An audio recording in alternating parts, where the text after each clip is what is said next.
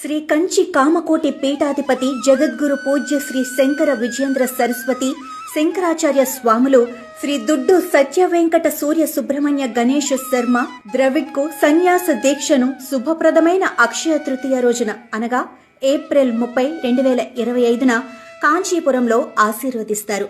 482 BSCలో కాంచీపురంలో శ్రీ కంచి కామకోటి పీఠాన్ని స్థాపించిన జగద్గురు ఆది శంకరాచార్యుల 2534 జయంతి మహోత్సవం మే 2, 2025తో ఈ పవిత్రమైన కార్యక్రమం జరుగుతుంది. శ్రీ గణేష్ శర్మ ద్రవిడ్ ఆంధ్రప్రదేశ్ అన్నవరం క్షేత్రానికి చెందిన ఋగ్వేద పండితుడు, సలక్షణ ఘనాపాటి, తెలంగాణలోని నిజామాబాద్, నిర్మల్ జిల్లా బాసరా శ్రీ జ్ఞాన సరస్వతి దేవస్థానంలో సేవలందించారు. 2006 సంవత్సరంలో వేద విద్యను అభ్యసించినప్పటి నుండి శ్రీ కంచి కామకోటి పీఠంలోని పూజ్య శ్రీ శంకరాచార్య స్వామివారి ఆశీస్సులు మరియు నిరంతర కృప ఆయనకు లభించింది.